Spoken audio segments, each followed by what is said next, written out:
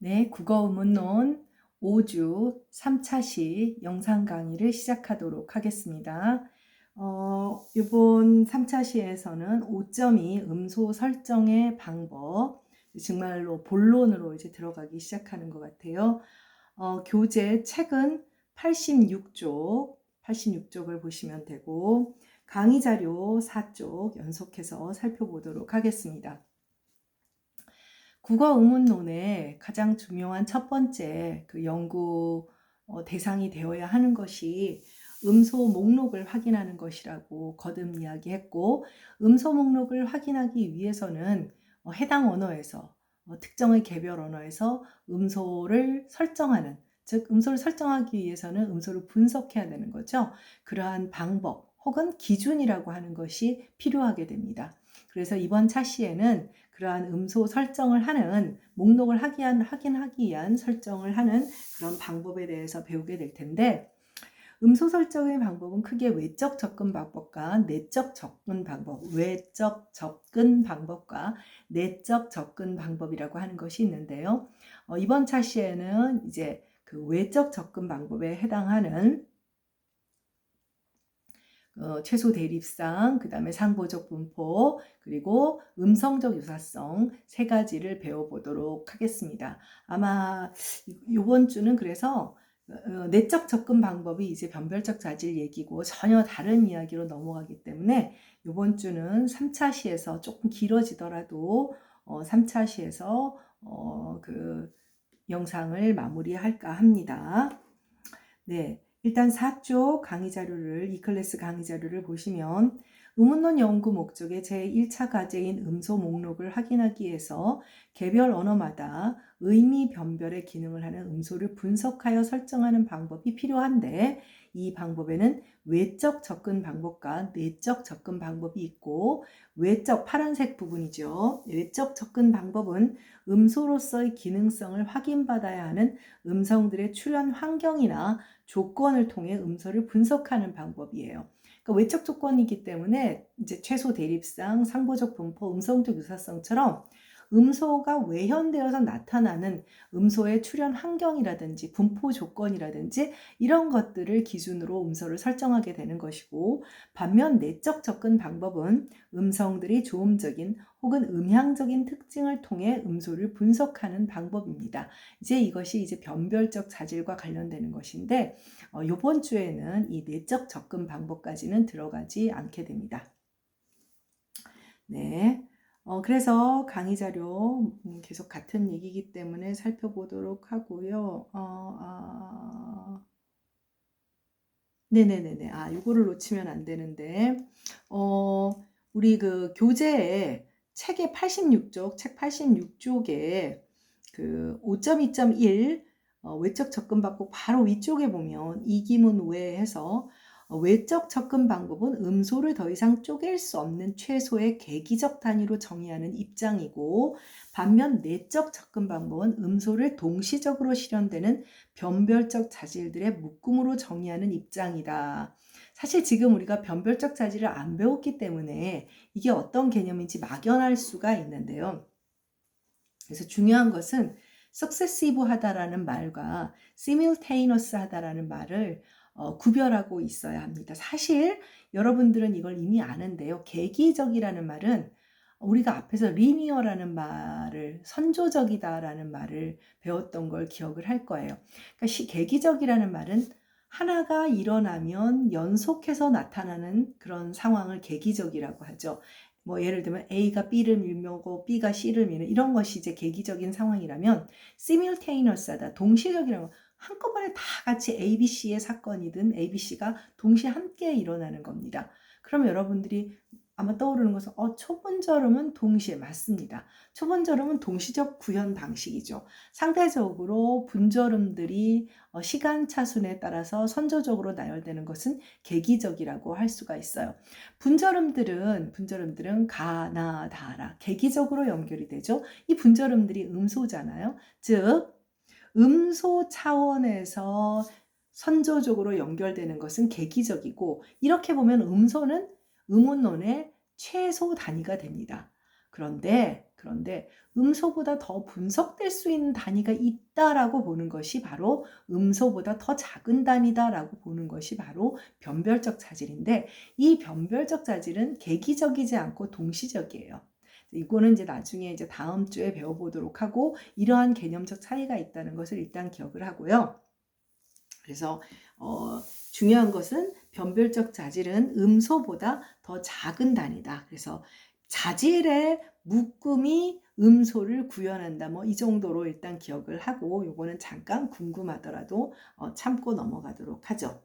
자, 5.2.1 외적 접근 방법에 대해서 살펴보도록 하겠습니다. 외적 접근 방법에는 최소 대립상, 상보적 분포, 음성적 유사성이라고 하는 세 가지 기준이 있습니다. 세 가지 기준이 있고요. 첫 번째로 최소 대립상에 대해서 살펴보도록 하겠습니다.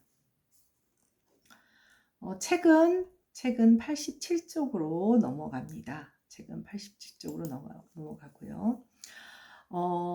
우리가 이제 최소 대립이라는 말을 보면은 굉장히 이렇게 대립한다 그러면 우리가 일반적으로 쓰는 용어는 대립각을 세우다, 뭔가 맞서다 이런 의미인데, 여기서 대립이라고 의문론에서 사용하는 대립은 opposition의 의미입니다. 우리 그 교재 책의 87쪽을 한번 살펴보면 음소를 분석하는 가장 기본적인 방법은 음성들 간의 대립관계에 근거하는 것이다 라고 하면서, 언어학에서 사용하는 대립의 개념은 의미 변별의 기능을 하는 언어음들의 관계를 지칭하는 것이다. 즉, 의미 변별의 기능을 가지는 음적 단위들은 대립을 이루고, 의문체계란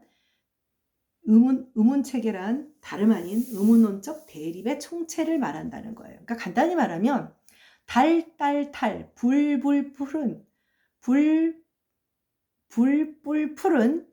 대립을 하죠. 이들 음절 초성들은 평음, 경음, 유기임에 따라서 대립을 함으로써 의미 변별의 기능을 하는 거예요. 그러면 결과적으로 의문체계라고 하는 것은 음소 목록을 확인하는 건 그런 대립을 보이는 음성들을 확인하는 거예요. 그래서 의문론적 대립의 총체다라는 얘기가 되는 거죠. 우리가 일반적으로 사용하는 그런 오포지션의 개념과는 조금 차이가 나지만, 소리의 대립관계라고 하는 것으로 의미 변별의 기능을 하는 것이다 라는 의미라는 것을 기억을 할 필요가 있습니다. 자, 그래서 우리 다시 그 강의자료 4쪽으로 오면 우리가 단어의 의미를 변별하는 것은 우리가 그 단어를 구성하는 각각의 분절음들이 변별되기 때문이고, 이를 대립이라고 이야기하고, 이때 하나의 분절음만 대립하는 단어들의 쌍을 최소 대립상이란다. 하나의 분절음만. 네. 초성일 수도 있고 중성일 수도 있고 중성일 수도 있겠죠. 네. 즉 같은 위치의 분절음의 차이만으로, 즉 초성은 초성끼리, 중성은 중성끼리, 종성은 종성끼리 단어 의미가 구별되는 어형들의 짝을 이제 최소 변별상, 의미를 변별한다는 의미에서 최소 변별상, 그리고 음소적으로 대립된다는 측면에서 최소 대립상, 변별상이라 하든 대립상이라든 상관은 없는데요. 선생님은 그냥 책에서 우연찮게 대립상이라고 이번 책에서는 많이 썼어요. 뭐 어떤 책에서는 변별상이라고 쓰기도 하고. 근데 짝이라고 해서 페어라고 해서 원자는 둘만 짝으로 묶는 것은 아니고 3개도 되고 4개도 되고. 네. 그래서 지금 이 클래스 강의 자료 그 4쪽에 1, 2, 3을 소개를 했습니다. 그래서 1번은 초성을, 2번은 중성을, 3번은 종성을. 다르죠. 네. 그래서 이런 것들을 뭐냐면, 초성은 초성끼리 음소들을 바꿔보는 거예요. 또 2번처럼 중성은 중성끼리, 종성은 종성, 같은 위치에서의 분절음들만을 교체하는 방식을 치환 검증이라고 해요. 치환 검증. 사실은 탈만 있는 게 아니죠. 뭐 이것만 있어요? 발도 달하고, 자, 탈만 최소 대립상이 되는 건 아니에요. 달하고 발도 최소 대립상이 될 수 있고, 또 뭐가 있을까요? 뭐 달하고 칼도 최소 대립상이 될 수 있어요. 지금 이것은 의문론적으로 좀 더 유사한 평음, 경음, 유기음의 대립을 보여주로 이렇게 묶어놓은 것이고, 하나의 분절음을 교체해서 의미가 다르면 다 의문론적인 대립, 음소로서의 대립각을 세우는 거죠. 그래서 이런 것을 커뮤테이션 테스트, 치환 검증이라고 합니다. 두 번째는 모음을 교체한 거예요. 발, 벌, 볼, 불 뭐 이렇게 됐는데, 뭐 이거 외에도 아야 뭐 그런데 이제 발, 별, 야와 뭐 그럼 뭐 별은 당연히 발과 별도 구별되고 뭐 볼과 별도 구별되겠죠. 뭐 이런 식으로 이중 모음을 갖고 있는 것도 충분히 가능하고요. 3번도 그러니까 뭐 했지만 뭐가 있을까? 이거 외에도 갑자기 떠오르지가 않네. 각도 있을 수 있겠죠.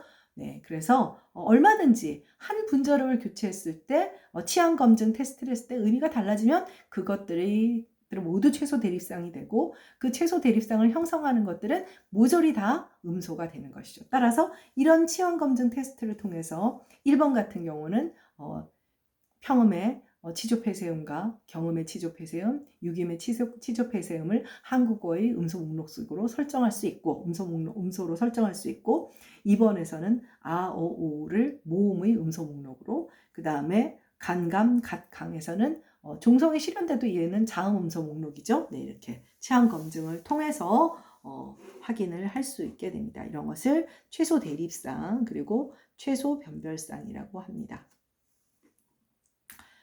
그래서 지금 그 4쪽 하단부터 4쪽과 강의자료, E클래스 강의자료 4쪽 5쪽에는 자음들의 조음, 2차 조음 방법들에 대해서 다양하게 만들어줄 수 있는 최소 대립상들을 좀 소개해 봤어요. 이거는 우리 교과서는 88쪽에 있는 겁니다.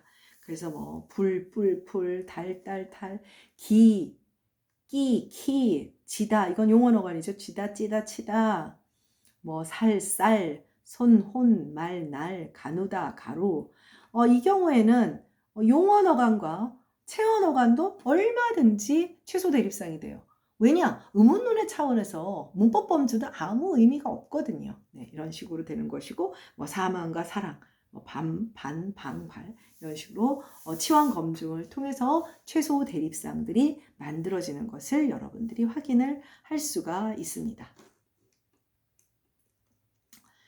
다음은 이제 모음이죠. 모음의 경우에는 중성을 이제 교체를 하면 되겠죠. 뭐, 비, 배, 금, 검, 감, 술, 솔, 뭐, 길, 글, 굴, 뭐, 네, 너, 노, 그 다음에 용언의 개다, 가다 등등 얼마든지 이것보다 더 많은, 무수히 많은 최소 대립상들을 만들 수가 있습니다. 네. 자, 그래서 이 최소 대립상은,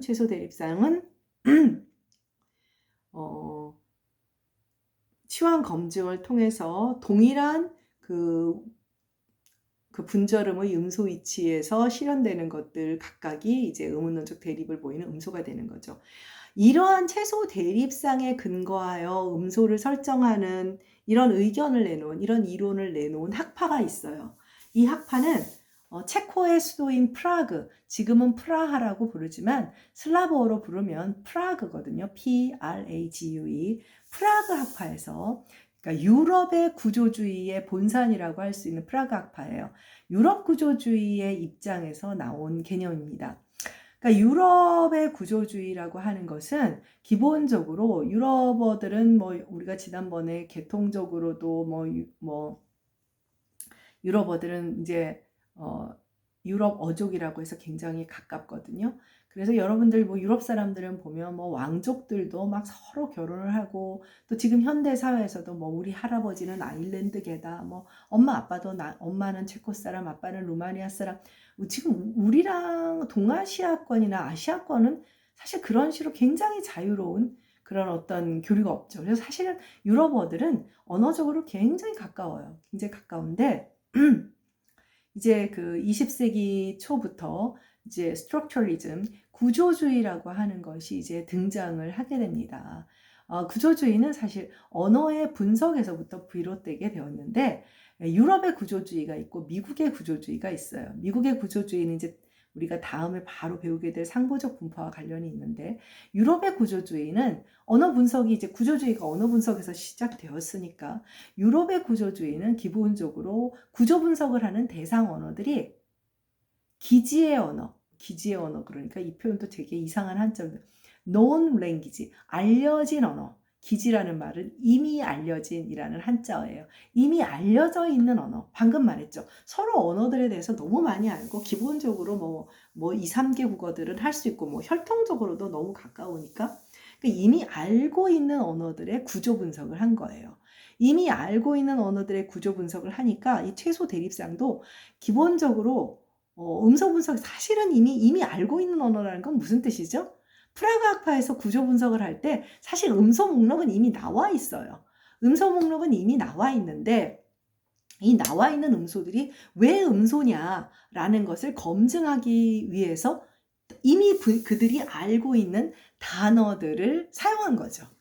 그래서 프라가 학파의 구조주의는 오히려 이제 뒤에서 이제 상부적 분포를 중요시하는데 프라가 학파, 즉 유럽의 구조주의, 최소 대립상을 통해서 음소 분석을 한 이 유럽의 구조주의는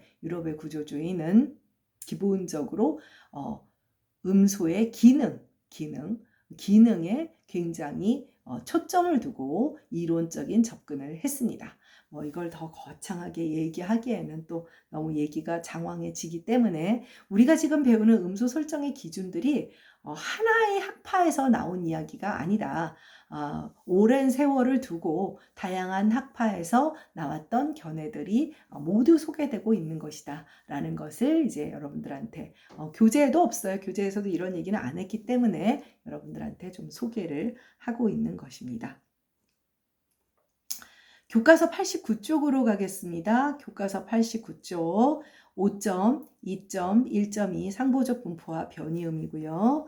우리 그 교재는 강의 자료, 이 클래스 강의 자료는 5쪽으로 갔죠. 이 클래스 강의 자료는 5쪽으로 갔습니다. 상보적 분포와 변이음.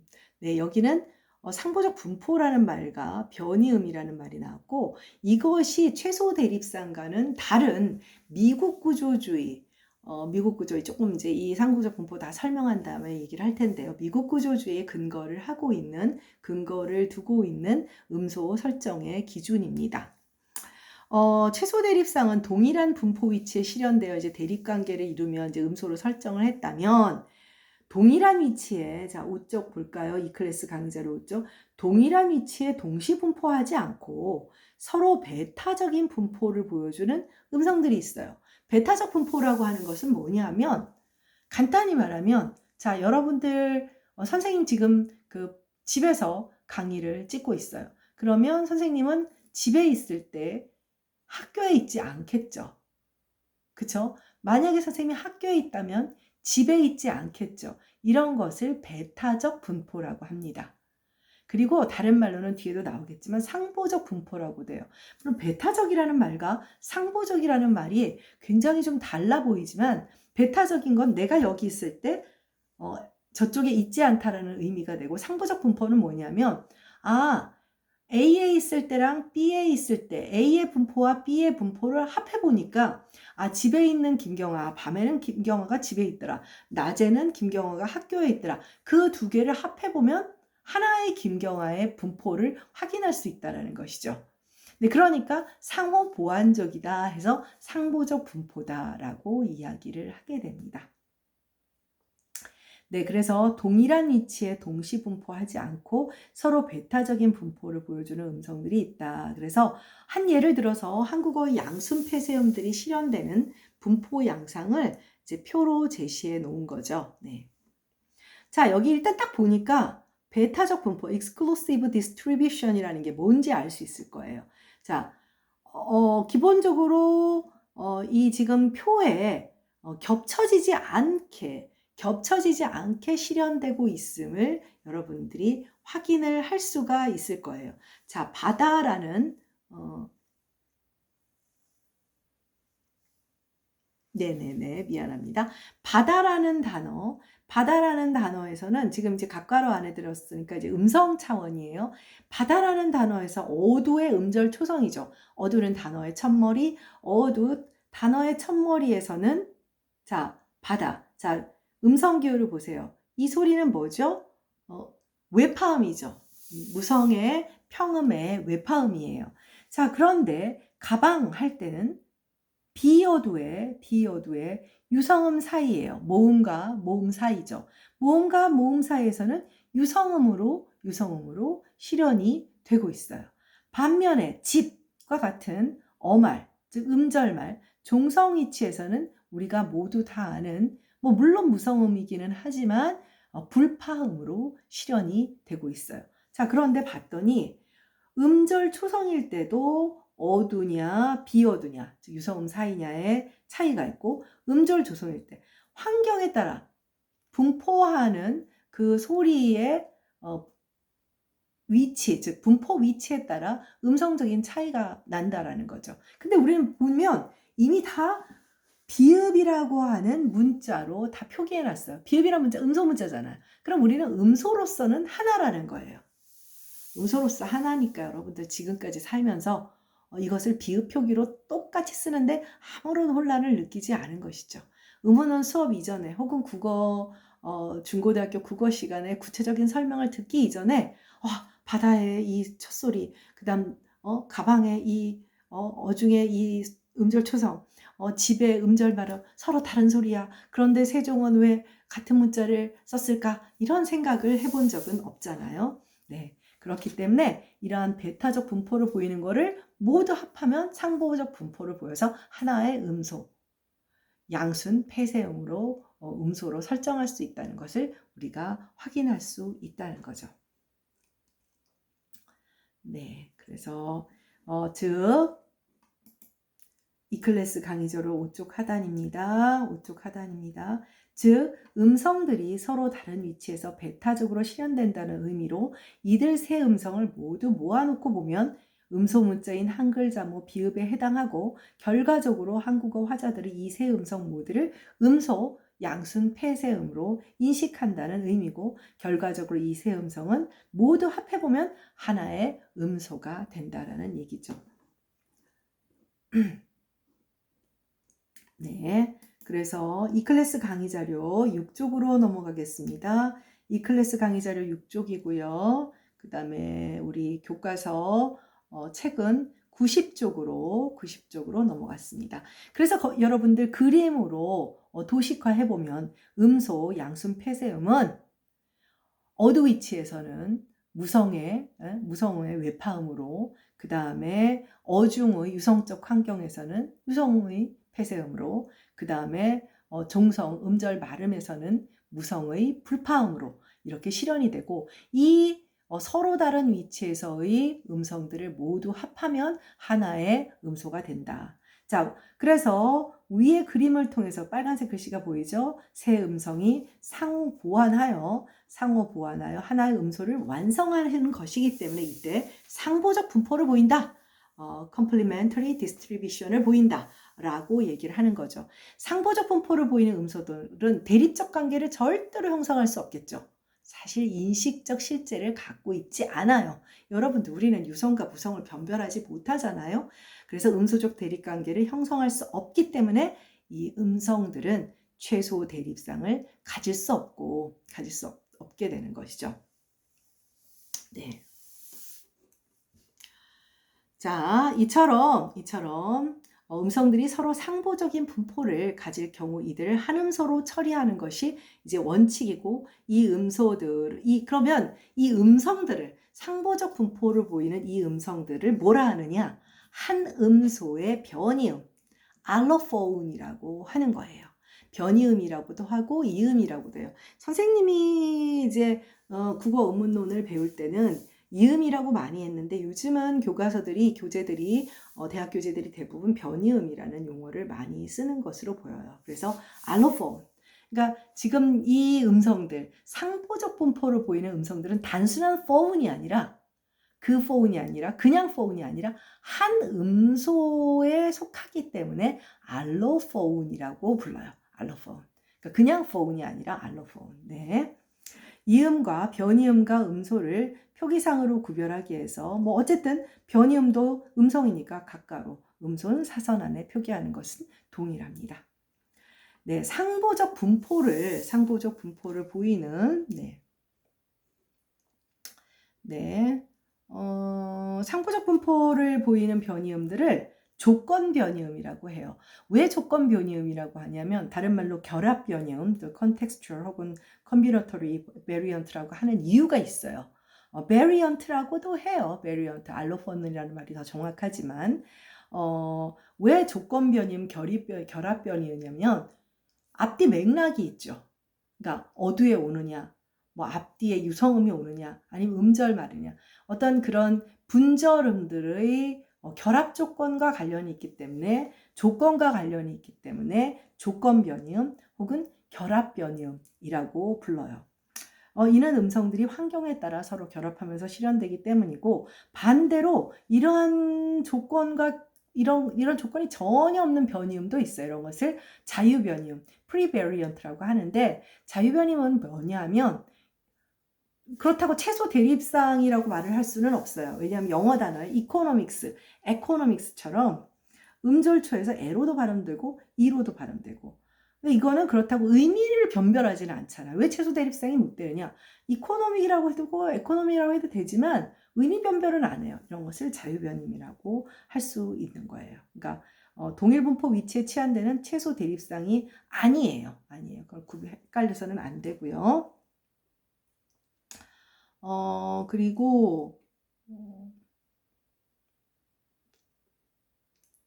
우리 한국어에도 이런 경우가 있는데, 교재의 91쪽을 보면, 교재 91쪽에 5.2.1.3 바로 윗단락입니다. 한국어의 경우에도 이런 자유변이음에 해당하는 것이 있는데, 국어의 경우에는 예를 들면, 이 파찰음에 해당하는 지읒, 치읒, 쌍지읒 소리가 어떨 때는 치경구개음으로, 어떨 때는 뭐 치조음으로 이렇게 그 위치가 조금 왔다리 갔다리 해요. 그래서 이런 것도 엄밀한 의미에서는 그래서 후치조음이 됐다가 치경구, 그러니까 되게 미묘하게 왔다 갔다 하지만 위치가 바뀌니까, 근데 의미 변별을 하니까 자유변이를 할 수도 있고, 또 우리가 음성학적으로는 두 개의 어가 구별됐지만 실제로는 잘 변별 못하면서 좀 더 중설 쪽에서 발음을 하거나 좀 더 후설의 저모음 쪽에서 발음하는 경우도 있기 때문에, 이런 것들도 굳이 따진다면 자유변이음으로 볼 수도 있습니다. 국어의 경우도 있다라는 것이고요. 결과적으로 동일 위치에서 교체가 일어나는데 의미 변별의 역할을 하지 않으면 자유변이가 되는 거예요. 그리고 교재 90쪽을 이걸 학생들이 늘 이런 질문을 좀 많이 하는 경우가 있었어요. 있어서 요거에 대한 설명을 조금 해줘야 되는데, 그러면 우리가 음소를 나타내기 위해서 음소 안에다가, 선생님은 지금 조금 전에 음소 안에 한글 자모를 넣었죠. 한글 자모를 넣었는데 꼭 한글 자모를 넣지 않아도 되고, 피자를 넣어도 되고, 유성은 비자를 넣어도 되고, 불파음자를 넣어도 사실은 상관은 없어요. 그러니까 그 셋 중에, 그 변이음들 중에 어떤 대표성을 갖는, 내가 대표로 삼고자 하는 것을 사선 안에 넣으면 그만이에요. 그러나 일반적으로는 이제 유성음이나, 한국어의 경우에는 유성음이나 불파음보다는 사실 어두에 오는 무성의 평음에 해당하는 것이, 우리가 지난번에 유표적, 무표적 배웠잖아요. 무표적이거든요. 무표적이기 때문에, 그러니까 P를 음소 표시 안에 넣는 경우도 많고, 근데 다행히 한글 자모가 음소 문자이기 때문에 많은 국어 음운론 책에서는 한글 자모를 써서 그냥 음소 기호 속에 넣기도 해요. 근데 중요한 것은, 잊지 말아야 할 것은, 그 경우에 사용하는 한글 자모는 문자는 아니라는 거죠. 문자는 아닌데 좋은 문자다 보니 편의상 그렇게 쓰는 경우가 많습니다. 그래서 여기 보면 어두운 P를 대표음으로 선택해 음소 표기를 하는 것이 일반적이고, 경우에 따라서는 한글 자모를 음소 표시로 사용하는 경우도 많다라는 이야기를 했습니다. 자, 그리고 5.2점 1.3 3차시 이제 마지막 얘기 음성적 유사성 얘기를 하도록 하겠습니다. 음성적 유사성은 뭐냐면요. 자, 일단 6쪽의 그 표를 한번 볼까요? 6쪽의 표를 보면 자, 방금 양손폐쇄음, 바다, 가방, 뭐 집 했던 거랑 똑같은 표예요. 똑같은 표라서 하루, 좋으니, 강. 근데 지금 하루, 좋으니 볼 때는 여러분들이 아마 성문마처럼 H. 그런데 강? 이건 영국의 비음인데 뜬금없이? 그러면서도 허겨 고개를 끄덕끄덕 하는 사람들도 있을 거예요. 지금 분포만을 놓고 보면 자, 분포만을 놓고 보면 방금 우리가 봤던 양손폐쇄음의 바다, 가방, 집의 분포와 동일하죠. 동일해요. 자, 그런데 음절 종성에 오는 영국의 비음은 하루나 조은이의 경우에 나타나는 히읗과 성문 마찰음과 음성적 유사성이 전혀 없죠. 음성적 유사성이 전혀 없어요. 그런데 이 아이들을 하나의 음소로 묶을 수 있을까요?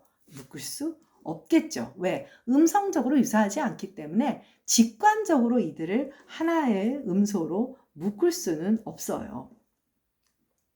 네, 그래서 이들을 분포만으로 하나의 자, 이 표 밑에 6쪽의 E클래스 강의 자료 6쪽의 표 밑에를 읽겠습니다. 이들을 한 음소로 묶기에는 너무나 분명한 음성적 차이를 보이고 있어요. 보이고 있고 조음성학적인 지식이 없더라도 직관적으로 이게 서로 같은 음소라고 느낄 수는 없다는 거죠. 상보적 분포를 보인다 하더라도 음성적 차이가 너무나 현저하여 한 음소로 묶을 수 없는 경우 이를 배제하기 위해서 음성적 유사성이라고 하는 음소 설정의 또 다른 기준을 동원하게 되는 거예요. 여기 사실 그런데 조은이의 경우에 각주 5번을 한번 보도록 할까요? 자, 여러분들도 알다시피 이 경우에 우리가 표기로 받침으로는 쓰고 있지만 실제 발음에서 성문 마찰음이 실현되지 않아요. 나중에 이제 음운 과정에서 배우겠지만 필수적 히읗 탈락의 그런 경우로 음운 과정을 겪게 되는 경우입니다. 그래서 뭐 음성적으로 굳이 유성화해요. 이게 이제 유성의 성문 마찰음 H자의 위쪽을 좀 꼬부림 볼 수 있지만 음운론적으로는 히읗의 필수적인 탈락 과정으로 기술한다는 것을 일단 아직 음운 과정을 안 배웠지만 여러분들이 기억을 할 필요가 있을 것 같습니다. 네. 그래서 궁극적으로는 여기서 이제 영국의 비음은 이제 왜 이런 현상이 나타나냐면 사실은 엄밀한 의미에서 성문 마찰음은 어두에만 오는 셈이에요. 그리고 영국의 비음은 어말에만 오는 셈이에요. 음절 말에만 오는 셈이에요. 물론 조은이를 보면 뭐 여러분들이 음절 종성이라고 생각할 수 있겠지만 이거는 받침일 뿐이에요. 실제로는 우리가 발화해서 구현되지 않아요. 중세국어에서 히읗이 발음됐지만 조흔이었거든요. 연음돼서 후행음절 초성으로 실현됐어요. 사실 성문마찰음, 히읗으로 표기되는 성문마찰음은 음절 말음으로 오는 일이 없어요. 표기에 여러분들이 호도되어서는 안 돼요. 그러니까 뭐 굳이 이제 넣어놓기는 했지만 필수적 히읗 탈락으로 설명하기 위해서 어두에서만 나타나는 성문 마찰음과 어말에만 나타나는 영국의 비음을 묶을 수가 없는 거죠. 그러니까 이런 것을 분포적 제약을 가지고 있는 음소다라고 해요. 앞쪽에서 봤던 양순폐쇄음 같은 경우는 출현할 수 있는 분포가 한국어에서 뭐 초성이든 뭐 어두든 어중이든 어말이든 한국어의 분포 위치, 한국어에서 구현될 수 있는 분포 위치에서 다 나타날 수 있는데 영국의 비음 같은 경우는 혹은 성문 마찰음 같은 경우는 어두에만 온다든지 어말에만 온다든지 이런 어떤 분포의 제약을 갖고 있는 경우죠. 이런 경우들을 이제 음성적 유사성이라고 하는 기준으로 상보적 분포가 가지고 있는 한계를 극복해 주려고 하는 것입니다. 그래서 파란색 쪽을 같이 읽어보면 음성적 유사성은 어떤 측면에서는 객관하기 어려운 언어적 직관에 근거하고 있기는 하지만 최소 대립상이나 상보적 분포와 같은 기계적인 음소 설정의 방법이 지니는 문제를 어느 정도 보완해주는 기능을 하게 돼요. 그런데 문제는 뭐냐면 사실 이 음성적 유사성이라고 말하는 유사성이라는 단어 자체가 객관적 기준이 없잖아요. 물론 지금 여러분들이 이해하는 수준에서는 충분히 한국어의 경우에는 저 예외에는 사실 쓸 일이 별로 없어요. 근데 다른 언어는 그렇지 않거든요. 정도의 문제에서 얼마나 비슷해야 하나의 음소를 묶이냐 이런 그런 객관적 기준을 판별하는 데는 한계는 있다라는 것을 단 한국어 의문론을 논의함에 있어서는 큰 문제가 없다. 그래서 자, 요번 차시는 그래서 음소 설정의 기준으로 최소 대립상, 상보적 분포, 그리고 음성적 유사성, 그래서 거기에서 상보적 분포에서 또 알로폰, 변이음의 개념을 함께 살펴봤습니다. 변별적 자질 얘기가 좀 어렵다 보니 다음 주로 넘겼고요. 그래서 이번 주는 행복하게도 강의가 한 10분쯤 덜 들어도 되지요? 네. 그리고 또 차시도 한 차시 줄어들어서 시간은 뭐 크게 차이는 안 나지만 여러분들도 조금은 그래도 홀가분할 것 같습니다. 수고했고요. 6주차에 만나도록 하겠습니다.